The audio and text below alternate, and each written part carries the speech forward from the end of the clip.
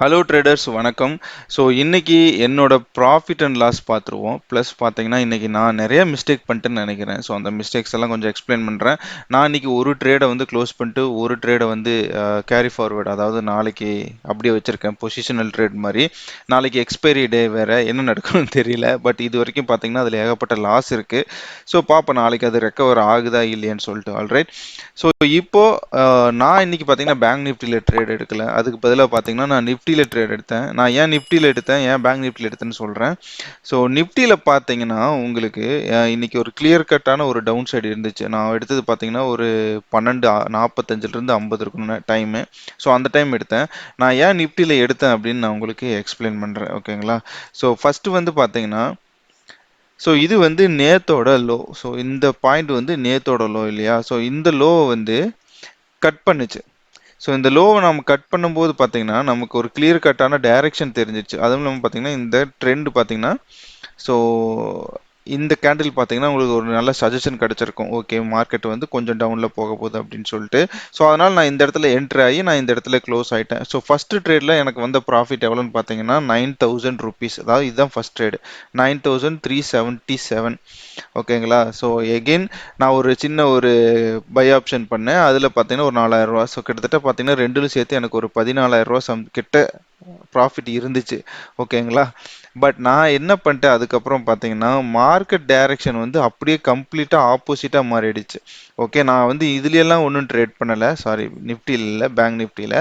ஓகேங்களா. ஸோ நான் வந்து இந்த இதில் எங்கேயுமே ட்ரேட் பண்ணல.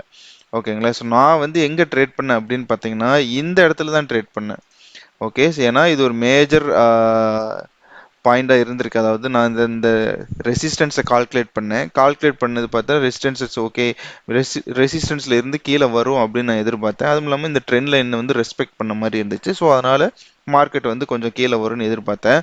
பட் பார்த்தீங்கன்னா அதுக்கு அப்படியே ஆப்போசிட் டைரக்ஷனில் போய் க்ளோஸ் ஆகிடுச்சு. ஓகே, பட் இன்னைக்கு ஓவராலாக மார்க்கெட்டில் வந்து நான் பண்ணின மிஸ்டேக் தான் கண்டிப்பாக. ஏன்னா நான் வந்து என்னோட லாஸை கம்மி பண்ணியிருக்கணும். பார்த்தீங்கன்னா இந்த ஒரு ட்ரேடில் 31,296 ரூபா போயிருக்கு. பார்த்தீங்கன்னா ஆவரேஜாக என்னோட இன்னைக்கு ப்ராஃபிட் போக 26,430 ரூபா. நான் இந்த ட்ரேட் இன்னும் க்ளோஸ் பண்ணலை, ஸ்கொயர் ஆஃப் பண்ணலை. ஸோ நாளைக்கு எக்ஸ்பைரி டே. அதுவும் இல்லாமல் பார்த்தீங்கன்னா இது க்ளோஸ் ஆகும்போது மார்க்கெட் வந்து 0.84 பாசிட்டிவ்ல இருந்துச்சு. பட் போஸ்ட் மார்க்கெட்டில் பார்த்தீங்கன்னா உங்களுக்கு 0.61, கிட்டத்தட்ட 0.2% வந்து குறைஞ்சிருக்கு. அப்படின்னா பார்த்தீங்கன்னா இந்த லாஸ் வந்து ஒரு 26 ரூபா இருக்கா இப்போ. சரி 31ங்கன்னு வச்சுக்கோமே. அப்படின்னா பார்த்தீங்கன்னா ஒரு 22 3 அந்த 25 அந்த ரேஞ்சில் இருக்குன்னு நினைக்கிறேன். பட் தெரியல நாளைக்கு மார்க்கெட் எப்படி ஓப்பன் ஆகும்னு தெரியல. ஸோ இன்னைக்கு ஒன் டே கேண்டில் பார்த்தோம் அப்படின்னு பார்த்தீங்கன்னா, ஸோ இந்த ஒன் டே கேண்டில் வந்து நமக்கு என்ன சொல்லுது அப்படின்னு பார்த்தீங்கன்னா, கீழே ஒரு நல்ல ஒரு விக் இருக்கு. எனக்கு அது ஒரு பயமாவே இருக்கு. கீழே பார்த்தீங்கன்னா ஒரு சூப்பரான பெரிய விக்கா இருக்கு. ஸோ இது கொஞ்சம் எனக்கு கவலையா இருக்கு. ஏன்னா இது வந்து மேஜர் ரெசிஸ்டன்ஸ், அதுல டவுட்டே இல்லை. ஓகேங்களா. ஸோ இந்த ரெசிஸ்டன்ஸ் வந்து மேஜர் ரெசிஸ்டன்ஸாக இருக்க போது நாளைக்கு 34,800 அப்படிங்கிறது. ஸோ இந்த 34,800 வந்து பிரேக் பண்ணிடுச்சு அப்படின்னா டெஃபினட்டாக வந்து அதுக்கு மேலே ஹோல்ட் பண்ணுறதுல எந்த அர்த்தமும் கிடையாது. ஓகேங்களா. ஸோ இப்போதைக்கு இந்த ட்ரேடில் வந்து நான் ஏர்ன் பண்ணது, அதாவது ஃபர்ஸ்ட் ட்ரேடில் மொத்தமாக இன்னைக்கு ஆவரேஜ் பண்ணி பார்த்தா நான் என்னுடைய 4,860 ரூபா என்னமோ ப்ராஃபிட் இருந்துச்சு. பட் இன்னைக்கு ப்ரோக்கரேஜ் கொஞ்சம் ஜாஸ்தி போக வாய்ப்பு இருக்குது. ஸோ அதெல்லாம் போக எவ்வளோ மிச்சமாகுன்னு தெரில. பட் இன்னைக்கு பாசிட்டிவ்ல தான் க்ளோஸ் பண்ணியிருக்கேன். ஓகே. ஸோ இந்த மாதிரி மிஸ்டேக்ஸை வந்து நான் அவாய்ட் பண்ணணும்னு எப்போவுமே நினைப்பேன். பட் என்னன்னா சம்டைம்ஸ் அந்த எமோஷன்ஸை வந்து கண்ட்ரோலில் கொண்டு வர்றதுங்கிறது வந்து ஒரு முடியாத காரியமாக மாறிடுது. உதாரணத்துக்கு இன்னைக்கு என்ன நடந்திருக்கு அப்படின்னு நான் எக்ஸாக்டாக சொல்கிறேன் பாருங்களேன். என்னோட கணக்குப்படி இன்னைக்கு என்ன நடந்துச்சு அப்படின்னு பார்த்தீங்கன்னா, இது வந்து ஒரு மேஜர் ரெசிஸ்டன்ஸு. ஓகே, நான் வந்து ஃபர்ஸ்ட் வந்து நிஃப்டியில் இதே மாதிரி தான். Okay, Nifty bank Nifty same தான். அதனால ஃபர்ஸ்ட் ட்ரேட் பண்ணிட்டேன். ஸோ பண்ணிட்டோன்னே இந்த இடத்துல நான் எங்கேயுமே என்டர் ஆகாமல் வெயிட் பண்ணிட்டே இருந்தேன். ஓகே, இதில் பட்டு ரிஃப்ளெக்ட் ஆகி மறுபடியும் கீழே வரும்னு எதிர்பார்த்துட்டு இருந்தேன். பட் என்ன நடந்துச்சு அப்படின்னா ஆப்போசிட்டில் போயிடுச்சு. ஸோ ஆப்போசிட்டில் போன உடனே பார்த்தீங்கன்னா நான் என்னோட ட்ரேடு எங்கேயுமே இதில் எடுக்கவே இல்லை. ஓகே, ஆக்சுவலாக அது ஒரு நல்ல விஷயம். நான் ஏன்னா இதை கட் பண்ணோடனே ஓகே இதுக்கு மேலே நமக்கு நமக்கு எங்கே போகும்னு தெரியல, அதனால நம்ம வெயிட் பண்ணுவோம்னு சொல்லிட்டு நம்ம வெயிட் பண்ணியிருக்கணும். ஓகேவா? ஸோ நான் எங்கேயுமே ட்ரேட் பண்ணல, நல்ல விஷயம் தான். பட் இந்த இடம் வந்தோடனே நான் என்ன நினச்சேன்னா, இந்த ட்ரெண்ட் லைனை வந்து ரெஸ்பெக்ட் பண்ணும் அப்படின்னு சொல்லி நான் எதிர்பார்த்தேன். ஓகேங்களா? ஸோ ஆனால் இந்த ட்ரெண்ட் லைனை வந்து ரெஸ்பெக்ட் பண்ணலை, கொஞ்சம் டவுனில் வந்துட்டு சடனாக மறுபடியும் மேலே போயிடுச்சு. Okay, but again so last பார்த்தீங்கன்னா இந்த ரெண்டு 15 மினிட்ஸ் கேண்டிலும் பார்த்தீங்கன்னா எகெயின் பெரிய பெரிய விக்கா போட்டுருச்சு. ஸோ இதுலேருந்து நான் ஒரு விஷயத்தை வந்து நான் கவனிக்க மறந்துட்டேன். என்னோட லாஸ் வந்து இன்க்ரீஸ் ஆகிட்டே போகுது. நான் அதை வந்து அக்யூரேட்டாக கட் பண்ணியிருக்கணும். இப்போ லாஸ் வந்து உங்களுக்கு வந்து இன்க்ரீஸ் ஆகுதுன்னா நீங்கள் அதை வந்து கட் பண்ணணும் இல்லையா? ஸோ அந்த லாஸை வந்து நான் கட் பண்ணாம விட்டேன். எனக்கு ஒரு ஆப்பர்ச்சுனிட்டி கிடைச்சது க்ளோஸ் பண்ணுறதுக்கு இந்த இடத்துல. இந்த இடத்துல நான் வந்து க்ளோஸ் பண்ணியிருந்தேன் கிட்டத்தட்ட அகெயின் ஒரு 1000மோ 2000மோ வந்து ப்ராஃபிட் தான் க்ளோஸ் பண்ணியிருப்பேன்.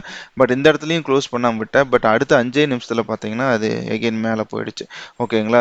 ஸோ இதெல்லாம் ரொம்ப பெரிய டிஃப்ரென்ஸ் இருக்காது. நான் நான் என்ன சொல்கிறேன்னு பார்த்தீங்கன்னா, இது பார்த்தீங்கன்னா ஒரு 0.2% கேபிட்டல் கொஞ்சம் ஜாஸ்தியாகிறனால உங்களுக்கு இந்த 0.2%, 0.3% வந்து இன்க்ரீஸ் ஆனாலும் டவுன் ஆனாலும் பார்த்தீங்கன்னா உங்களுக்கு அதுவும் மார்க்கெட் டுவர்ட்ஸ் எண்டில் பார்த்தீங்கன்னா உங்களுக்கு இந்த மாதிரிலாம் நடக்கும்போது என்ன ஆகுன்னு பார்த்தீங்கன்னா உங்களுக்கு அந்த டைம் டீக்கே இருக்கு இல்லையா? ஸோ அதுவும் ஒர்க் ஆகும். அந்த டைம் டீக்கேங்கனால உங்களுக்கு ப்ராஃபிட்ல இருந்தாலும் ஜாஸ்தி ப்ராஃபிட் வரும், லாஸ் இருந்தாலும் உங்களுக்கு வந்து லாஸ் நிறைய வரும். ஓகேங்களா? ஸோ அதுதான் அன்னைக்கு நடந்திருக்கு.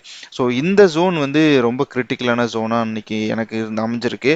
பட் நான் என்ன நினைக்கிறேன்னா, நான் ட்ரேட் பண்ணும்போது, அதாவது நான் ஆர்டர் பிளேஸ் பண்ணும்போது பார்த்தீங்கன்னா கிட்டத்தட்ட 0.48 பாசிட்டிவ்ல இருக்கும்போது பிளேஸ் பண்ணேன்னு நினைக்கிறேன். பட் இது வந்து 0.61 தான் க்ளோஸ் ஆயிருக்கு. அப்படி பார்த்தீங்கன்னா உங்களுக்கு ஒரு 0.13% வந்து இன்க்ரீஸ் ஆன மாதிரி இருக்கு. பட் பார்ப்போம். இது எனக்கு தெரிஞ்ச ஒரு 20லிருந்து 25 இல்லைன்னா ஒரு 20,000 லாஸ் அந்த மாதிரி காட்டுன்னு நினைக்கிறேன். பட் இது ஆப்வியஸாக தெரியல. நாளைக்கு ஓப்பனிங் எப்படி இருக்க போகுது அப்படின்னு சொல்லிட்டு. நாளைக்கு வேற எக்ஸ்பைரி டே வேற. ஸோ அதனால எப்படி இருக்குன்னு தெரியல. ஸோ ஆஸ் ஆஃப்னா வீக்லி கேண்டில் நம்ம செக் பண்ணோம் அப்படின்னு பார்த்தீங்கன்னா இது ஒரு ஸ்ட்ராங் புல்லிஷ் மூவ்மெண்ட் மாதிரி தான் தெரியுது. இங்கே பார்த்தீங்கன்னா உங்களுக்கு நல்லா தெரியும். பட் லாஸ்ட் வீக் கேண்டில் வச்சு பார்க்கும்போது நான் இன்னுமே வந்து பேரிஷ் சைடு தான் இருக்கேன். ஏன்னா இந்த மாதிரி சிமிலராக பார்த்தீங்கன்னா இந்த மாதிரி 2 இடம் நடந்திருக்கு. எனக்கு அதுதான் கொஞ்சம் டவுட்டாக இருக்குது. நாளைக்கு மேபி மார்க்கெட் மறுபடியும் மேலே போக வாய்ப்புகள் இருக்குது அப்படின்னு சொல்லிட்டு.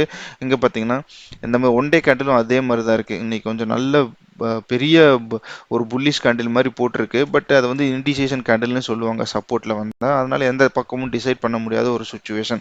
ஓகே, பட் வீக்லி கேண்டில்ல பார்த்தீங்கன்னா நம்ம இதுக்கு முன்னாடி இதே தான் நடந்திருக்கு. பட் அதுக்கு அடுத்த வீக் என்ன நடந்திருக்கு அப்படின்னு பார்த்தீங்கன்னா கிட்டத்தட்ட நமக்கு 0.40% வந்து பாசிட்டிவ்ல க்ளோஸ் ஆயிருக்கு இந்த கேண்டில்ஸ். ஓகேங்களா?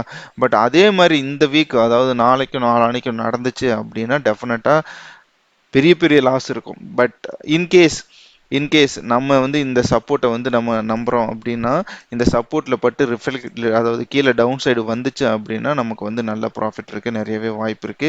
எனக்கு இன்னொரு டவுட் என்னன்னா, இது வந்து வீக்லி க்ளோஸ், இந்த வீக்லி க்ளோஸுக்கு மேலே வந்து க்ளோஸ் வச்சிருக்காங்க. ஸோ அதுவும் கொஞ்சம் டவுட்டாக தான் இருக்கு. ஓகேங்களா? ஸோ அதனால நாளைக்கு இந்த ஆர்டர் ஏன் நான் க்ளோஸ் பண்ணாமல் வச்சிருக்கேன் அப்படின்னு பார்த்தீங்கன்னா ஒன்லி ரீசன் இந்த சப்போர்ட் தான்.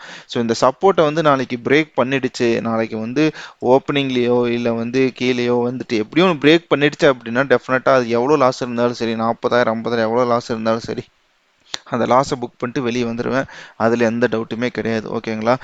ஏன்னா நம்ம ஒரு சர்டன் லெவலுக்கு தான் ரிஸ்க் எடுக்கணும். அந்த ரிஸ்க்குக்கு மேலே போயிடுச்சு அப்படின்னா அங்கே நம்ம ஹோல்ட் பண்ணுறதுல வந்து எந்த அர்த்தமே கிடையாது. ஓகேங்களா? ஏன்னா இப்போ நம்ம ஹோல்ட் பண்ணி இந்த வீக்கு ஃபுல்லாக ஹோல்ட் பண்ணி இங்கே மேலே கேண்டில்ஸ் போயிடுச்சு அப்படின்னு இந்த வீக் ஹோல்ட் பண்ண முடியாது. நான் எடுத்துருக்கிறது ஏன்னா வந்து வீக்லி எக்ஸ்பைரியில் எடுத்திருக்கேன். ஹோல்ட் பண்ண முடியாது ஆப்வியஸாக, நாளைக்கு மட்டும்தான் ஹோல்ட் பண்ண முடியும். ஓகேவா? ஸோ அப்படி பார்த்தீங்கன்னா நான் நாளைக்கே அதை க்ளோஸ் பண்ணி ஆகணும், அந்த ஒரு கண்டிஷன் இருக்குது. ஓகே, நாளைக்கு டிசிஷன் தெரிஞ்சிடும் எய்தர் நமக்கு வந்து ப்ராஃபிட்டில் முடியுதா இல்லை வந்து லாஸில் முடியுதா அப்படின்னு சொல்லிட்டு.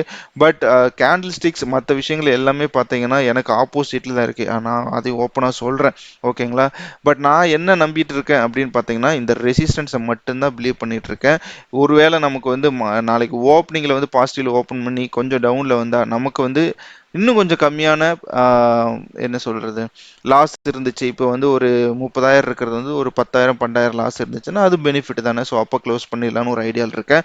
பட் யாருக்கு தெரியும், நாளைக்கு ஓப்பனிங்லேயே பிச்சுக்கிட்டு போகலாம். Okay, so but anyway, so நான் அதை வந்து அக்செப்ட் பண்ண ரெடி ஆகிட்டேன். ஸோ ப்ராஃபிட் ஆர் லாஸ் எதாக இருந்தாலும் ஒரு நாளைக்கு பார்த்துடலாம் அப்படின்னு சொல்லிட்டு ரெடி ஆகிட்டேன்.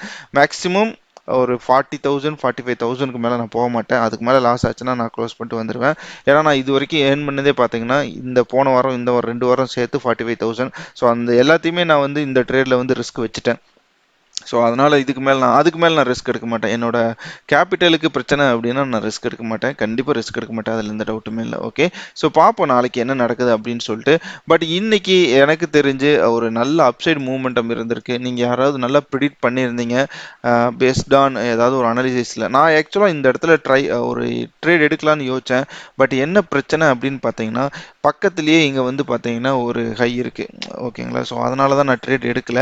பட் நம்ம இங்கே இதில் போய் ட்ரேட் எடுக்கலாம்னு பார்த்தா என்னோட ட்ரெண்ட் லைன் இங்கே இருக்குது. ஸோ அங்கேயும் நான் ட்ரேட் எடுத்தேன். இங்கே தான் இதுதான் மிஸ்டேக். ஓகேங்களா. இந்த ட்ரெண்ட் லைனில் வந்து பட்டு ரிஃப்ளெக்ட் கீழே ஆகும்னு நினச்சேன். ஏன்னா இது பார்த்தீங்கன்னா ஒரே சைடு மூவ் ஆயிருக்கு. இப்படியே தான் மூவ் ஆயிருக்கு. ஓகே. ஸோ நார்மலாக ஸ்டாக் எப்படி மூவ் ஆகும் அப்படின்னு பார்த்தீங்கன்னா, இப்படி மூவ் ஆயிட்டு எகைன் இப்படி வந்துட்டு மறுபடியும் மேலே போகும். இதுதான் வந்து ஸ்டாக்கோட மூவ்மெண்ட்டாக இருக்கும் நார்மலாக. நான் உங்களுக்கு இதில் எக்ஸ்பிளைன் பண்ணுறேன். பார்த்தீங்கன்னா எப்படி இருக்குன்னா, இப்படி வந்துட்டு இப்படி தான் வந்து ஸ்டாக் மூவ் ஆகும். பட் இன்னைக்கு ஓகே, ஜஸ்ட் ஒன் டே தானே, அதனால வந்து பெரிய விஷயம் இல்லை. நாளைக்கு பார்ப்போம். ஒரு வேளை நமக்கு ஒரு சின்ன கரெக்ஷன் கிடைச்சது அப்படின்னா அந்த கரெக்ஷனில் வந்து எய்தர் நம்ம ப்ராஃபிட் பண்ணுவோம், இல்லைன்னா நம்ம அந்த ப்ராஃபிட்டை வந்து அதாவது லாஸை வந்து மினிமைஸ் பண்ணிக்குவோம். ஸோ அதைத்தான் நான் எதிர்பார்த்துட்டு இருக்கிறேன். பட் அதுக்கு வந்து என்னன்னா ஓப்பன் வந்து இதுக்கு மேலே இருக்கக்கூடாது. அதைத்தான் நான் எதிர்பார்த்துட்டு இருக்கிறேன். Let's wait and watch. ஓகேங்களா. ஸோ இந்த வீடியோ உங்களுக்கு பிடிச்சிருன்னு நினைக்கிறேன். பிடிச்சிருந்தா லைக் பண்ணுங்க, ஷேர் பண்ணுங்க, கமெண்ட் பண்ணுங்க, மற்றவங்களுக்கு ஷேர் பண்ணுங்க. ஓகே. தேங்க்ஸ் ஃபார் வாட்சிங் this video. Have a good day.